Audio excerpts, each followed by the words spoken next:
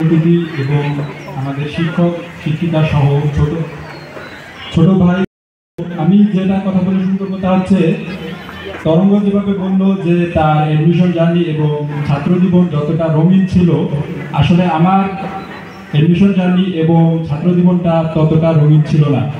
আমি যদি একটু শুরু থেকে বলি, আমার ক্লাস 5-এ আমার রেজাল্ট ছিল 3.36 এবং ক্লাস 8-এ যা হয় 3.36, ক্লাস 5-এ 3 এবং ক্লাস 8-এ 3.36। এবার আমি সায়েন্স নেই, আমার পাশের বাড়ির এক বন্ধুকে দেখে সায়েন্স নেই, নিজের সায়েন্সের উপরে কোনো প্যাশন ছিল না। তো সায়েন্স নিয়ে পড়াশোনা ভালোই করছিলাম, কিন্তু এসএসসি পরীক্ষায় আবার রেজাল্ট হয় 4.56। আবার আমার স্বপ্নটা অধরাই রয়ে গেল। কিন্তু এরপরে আমি এইচএসসিতে খুবই বলতে গেলে খুবই পরিশ্রম করছি এবং স্যারদের দিক নির্দেশনা সহ আরও বিভিন্ন সোর্স থেকে ঘেটে পড়াশোনা করছি এবং এইচএসসিতে আলহামদুলিল্লাহ A+ পেয়েছি। এটা হচ্ছে আমার জীবনের প্রথম A+। এবং আমি আলহামদুলিল্লাহ 4টা ভার্সিটিতে পরীক্ষা দিয়েছি, 4টাতে আলহামদুলিল্লাহ পজিশন খুবই ভালো আসছে। এর জন্য পজিশন হচ্ছে, প্রথম আমি পরীক্ষা দিয়েছি কুয়েটে, সেখানে পজিশন হচ্ছে 1570, এরপরে চুয়েটে 217, এরপরে MIST সেখানে হচ্ছে 325, অবশেষে বুয়েটে 441তম হয়ে মেকানিক্যাল ইঞ্জিনিয়ারিং বিষয়ে পড়ার সুযোগ পেয়েছি।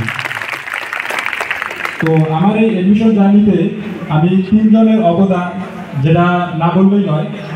নাম্বার 1 হচ্ছে আমাদের শিক্ষকদের সহযোগিতা। শিক্ষকদের সহযোগিতা ছাড়া আসলে এটা অসম্ভব ছিল আমার পক্ষে করা। এবং আর নাম্বার 2 যেটা সব থেকে বেশি আমি মনে করি আমার কাজে লেগেছে, তা হচ্ছে আমার আব্বুর সাপোর্ট। আমার আব্বুর সাপোর্ট না থাকলে আমি জীবনেও বুয়েটে চান্স পেতাম না। এবং তৃতীয় যেটা, তা হচ্ছে নিজের পরিশ্রম। এগুলোর সমন্বয়ে আলহামদুলিল্লাহ আমি চান্স পেয়েছি। এখন তোমাদের উদ্দেশ্যে একটা গুরুত্বপূর্ণ কথা বলবো, তা হচ্ছে চান্স পাওয়াকে জীবনের আলটিমেট লক্ষ্য এটাকে মনে করা ঠিক না। আমি বলবো যার যে জিনিসটা করতে ভালো লাগে সেটাকে লাইফের প্যাশন হিসাবে নাও। না হলে যদি তোমার বাবা মা বলে পড়াশোনা করো, তুমি যদি চাও অন্য কিছু করতে, তাহলে একটাতেও সাকসেস আসবে না। আরেকটা কথা, অনেকেই কিন্তু চান্স পাবে না।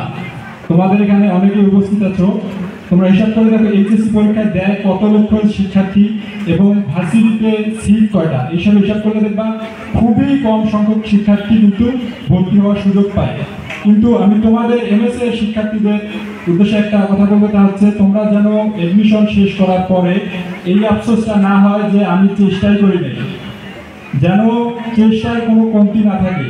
পরবর্তীতে যেন বলতে পারো আমি চেষ্টা করছি, আল্লাহ আমাকে দিছে কি না দিছে এর উপরে সবকিছু।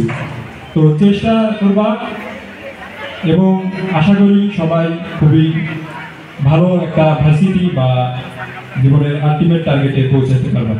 আর এই যে